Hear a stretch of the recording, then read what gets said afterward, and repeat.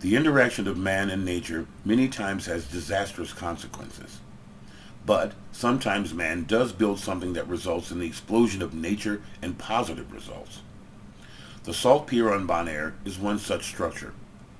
Other man-made structures that have become a haven for sea life is oil platforms. The Salt Pier is located on the south side of Bonaire, Netherlands Antilles.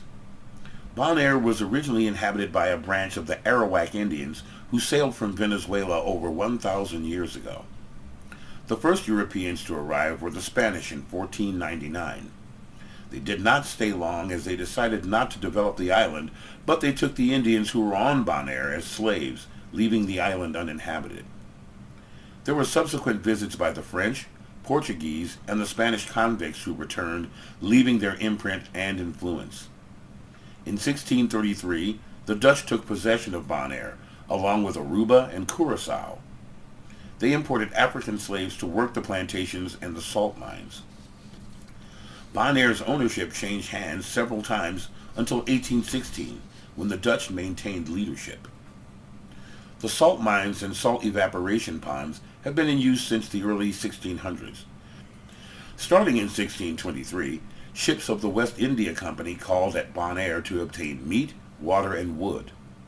Bonaire became a plantation of the Dutch West India Company. A small number of African slaves were put to work alongside Indians and convicts, cultivating dyewood and maize and harvesting solar salt. Slave quarters, built entirely of stone and too short for a man to stand upright in, still stand in the area around Rincon and along the salt pans near the Salt Pier as a grim reminder of Bonaire's repressive past. The Salt Pier services the Cargill salt evaporation ponds that are located on the flat southern side of Bonaire. The Salt Pier was built in the 1960s to efficiently load freighters with sea salt. There is a large expanse that barely rises 5 feet above the ocean. Large dehydration ponds have salt water pumped into them, and the water is evaporated by the sun, leaving salt. The salt is piled into large hills that is loaded onto large transport ships and sent to Europe. Cargill utilizes the solar evaporation and harvesting ponds as a low-cost energy solution to obtain the salt.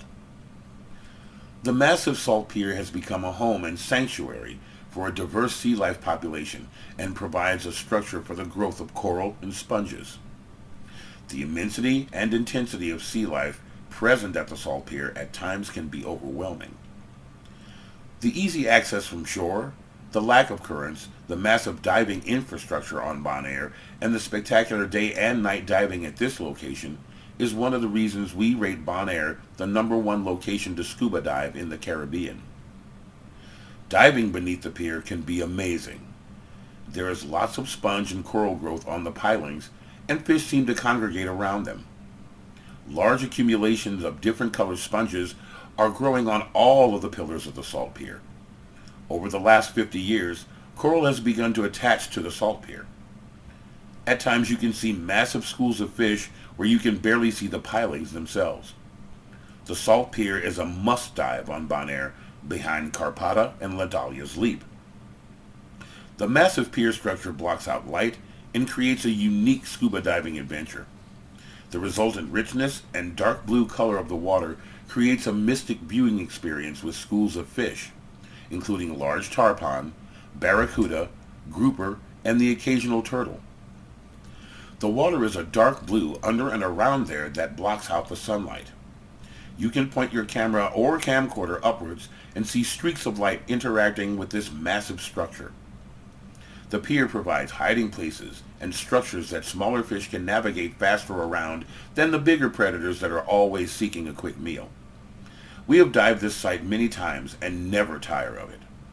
The large pier requires multiple dives to only begin an initial exploration of this unique dive site. You can experience the full splendor of the Salt Pier in less than 35 feet of water and is a great location for the new or novice diver. Throw in the fact that you can dive 24 hours a day on Bonaire with unlimited shore diving costing $175 a week makes this magical island our favorite place to scuba dive. Bonaire rightfully deserves the name on its license plate, Diver's Paradise.